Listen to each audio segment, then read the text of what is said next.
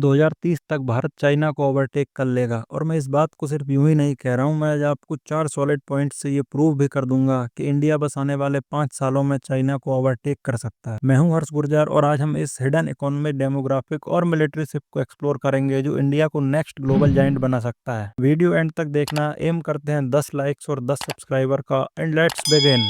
देखिए, China decades से दुनिया का फैक्ट्री रहा है, massive economic growth, strong military और ग्लोबल इन्फ्लुएंस। लेकिन अब क्रैक्स दिख रहे हैं। चाइनीज इकोनॉमी स्लो हो रही है, पॉपुलेशन श्रिंक कर रही है और जियोपॉलिटिकल टेंशंस बढ़ रहे हैं। दूसरी तरफ इंडिया तेजी से ऊपर आ रहा है, एक बूमिंग इकोनॉमी, यंग वर्कफोर्स और मिलिट्री जो कि सुपर स्पीड से मॉडर्नाइज हो रही है। इंडिया 2030 तक चाइना को पीछे छोड़ सकता है। ये बात क्यों मैटर करती है? क्योंकि ग्लोबल पावर का बैलेंस शिफ्ट हो रहा है। जो कंट्री इकोनॉमिकली और मिलिट्रीली स्ट्रांग होगी वही दुनिया के रूल सेट करेगी। इंडिया का जीडीपी ग्रोथ 2025 में 6.2% है और 2030 तक एवरेज 7% होने का प्रोजेक्शन है, जबकि चाइना का ग्रोथ 4% से भी नीचे जा रहा है। ये गैप तेजी से क्लोज हो रहा है। तो मैं आपको एक नहीं बल्कि 4 बड़े रीजंस दूंगा क्यों इंडिया स्पॉटलाइट में आ रहा है। Economic momentum, demographic advantage, military power और ग्लोबल डिप्लोमेसी, प्लस एक बोनस पॉइंट भी है। नाउ पहला रीजन है इंडिया का इकोनॉमिक मोमेंटम। 2024 में भारत दुनिया का 5th लार्जेस्ट इकोनॉमी बन गया है, यूके और फ्रांस को पीछे छोड़ के, और 2025 में जापान को ओवरटेक करके 4th लार्जेस्ट बन गया है with a nominal GDP of 4.19 trillion. Experts मानते हैं कि 2030 तक इंडिया नंबर 3 पे आ जाएगा, सिर्फ यूएस और चाइना के पीछे, और शायद 2035 तक चाइना को भी ओवरटेक कर ले। देखिए, नॉमिनल जीडीपी का मतलब है एक कंट्री का total economic output in dollars without adjusting for inflation. ये ग्लोबल रैंकिंग्स के लिए यूज होता है। इंडिया का नॉमिनल जीडीपी इतना फास्ट क्यों बढ़ रहा है? क्योंकि इंडिया डाइवर्सिफाई कर रहा है। अनलाइक चाइना जो एक्सपोर्ट्स पे डिपेंड करता है, इंडिया का ग्रोथ डोमेस्टिक कंजप्शन और इनोवेशन से आ रहा है। इंडिया का मिडिल क्लास 2030 तक 700 मिलियन के आसपास होगा। ये नंबर्स यूरोप की पूरी पॉपुलेशन से बड़ा है। ये एक ह्यूज मार्केट है स्मार्टफोन्स, कार्स और कंज्यूमर गुड्स के लिए। और देखो, इंडिया अब ग्लोबल टेक हब भी बन रहा है। बेंगलोर, हैदराबाद जैसी सिटीज स्टार्टअप्स के पावर हाउसेज हैं। 2024 में इंडिया के 112 यूनिकॉर्न्स थे, यानी ऐसे बिजनेस जिनका वैल्यूएशन $1 बिलियन से ज्यादा है।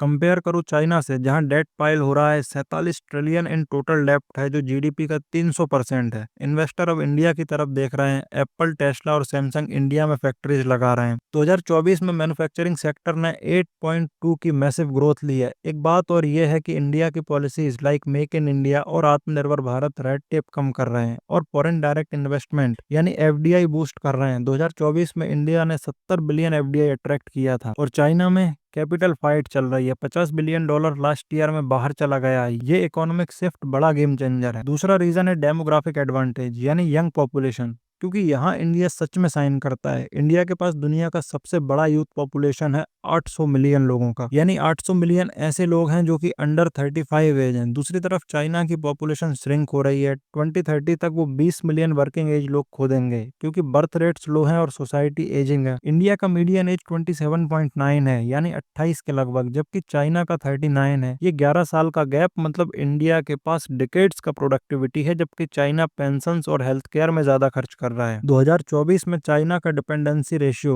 मतलब नॉन वर्किंग पॉपुलेशन का बर्डन 50% के ऊपर चला गया है, जबकि इंडिया का 40% के नीचे है। इंडिया एजुकेशन पे भी जोर दे रहा है। हर साल 25 मिलियन स्टूडेंट्स हैं जो ग्रेजुएट कर रहे हैं। बहुत सारे स्टेम फील्ड्स में हैं, यानी science, tech, engineering, maths graduates हैं। और इंडिया का इंग्लिश स्पीकिंग पॉपुलेशन 125 मिलियन से ज्यादा इसे ग्लोबल एज देता है। आईटी, कस्टमर सर्विस और ग्लोबल बिजनेस में इंडिया के यूथ दुनिया को चला रहे हैं। चाइना का लैंग्वेज बैरियर इसे लिमिट करता है। एक और पॉइंट, इंडिया की गिग इकोनॉमी भी बूम कर रही है। 2025 तक इंडिया के 15 मिलियन गिग वर्कर्स होंगे जो कि फ्लेक्सिबल वर्कफोर्स बनाते हैं। तीसरा रीजन है मिलिट्री पावर। आई एग्री कि चाइना का मिलिट्री मैसिव है। 2024 में चाइना की $296 बिलियन की डिफेंस स्पेंडिंग थी, लेकिन इंडिया तेजी से कैचअप कर रहा है। इंडिया का डिफेंस बजट अब लगभग $86 बिलियन का पहुंच गया है और ये हर साल बढ़ रहा है। इंडिया एयरक्राफ्ट कैरियर्स बना रहा है। आईएनएस विक्रांत ऑलरेडी ऑपरेशनल है और अग्नि 5 जैसी हाइपरसोनिक मिसाइल टेस्ट कर रहा है जो 5000 किलोमीटर तक स्ट्राइक कर सकती हैं। लेकिन दुनिया का मानना है कि अग्नि 5 की असल रेंज 5000 किलोमीटर से कहीं ज्यादा है। एयरफोर्स में राफेल जेट्स और तेजस फाइटर्स ऐड हो रहे हैं। जियोग्राफी भी इंडिया के फेवर में है। इंडियन ओशन दुनिया का ट्रेड हाईवे बन रहा है। 80% ऑफ ग्लोबल ऑयल ट्रेड यहाँ से गुजरता है। इंडिया का नेवी इसे डोमिनेट करने के लिए बिल्कुल रेडी है with 150 warships and plans for 200 by 2030। देखो, चाइना का नेवी भी स्ट्रॉन्ग है, लेकिन साउथ चाइना सी और पैसिफिक में स्ट्रेच हो रहा है। प्लस इंडिया के alliances, quad with US, Japan और ऑस्ट्रेलिया चाइना के इन्फ्लुएंस को एशिया में काउंटर करते हैं। इंडिया चाइना एलएसी क्लासेस के बाद इंडिया ने 10 बिलियन बॉर्डर इंफ्रास्ट्रक्चर पे इन्वेस्ट किया है सिंस 2020, जैसे लद्दाख में रोड और टनल्स। 2030 तक इंडिया का मिलिट्री एशिया में चाइना को सीरियस चैलेंज दे सकता है। चौथा रीजन है इंडिया की ग्लोबल डिप्लोमेसी। इंडिया अब सिर्फ रीजनल प्लेयर नहीं बल्कि ग्लोबल स्टेज पे बड़ा नाम है। 2023 में G20 समिट दिल्ली में हुआ जहां इंडिया ने ग्लोबल साउथ की आवाज उठाई। देखो, ग्लोबल साउथ एक कॉन्सेप्ट है जिसका मतलब है कि developing countries mostly in Asia, Africa और लैटिन अमेरिका, इंडिया इनका लीडर बन रहा है। अनलाइक चाइना जिसका डेट ट्रैप डिप्लोमेसी है जो कि बहुत कंट्रोवर्शियल है। India UN peace keeping missions में टॉप कंट्रीब्यूटर है। 2024 में 5500 से ज्यादा ट्रूप्स भेजे हैं इंडिया ने। इंडिया अफ्रीका और आसियान कंट्रीज के साथ ट्रेड भी बढ़ा रहा है। 2024 में इंडिया अफ्रीका ट्रेड $100 बिलियन तक पहुंच गया है। चाइना के डिप्लोमेटिक टेंशन जैसे यूएस और ऑस्ट्रेलिया के साथ इंडिया को एडवांटेज देते हैं। इंडिया न्यूट्रल इमेज के साथ ट्रस्टेड पार्टनर बन रहा है। एक बोनस पॉइंट जो है इंडिया का सॉफ्ट पावर, यानी एक कंट्री का कल्चर और वैल्यूज के थ्रू इन्फ्लुएंस। योगा और इंडियन कल्चर दुनिया भर में स्प्रेड हो रहा है। 2024 में इंडियन फिल्म्स ने ग्लोबली $1.5 बिलियन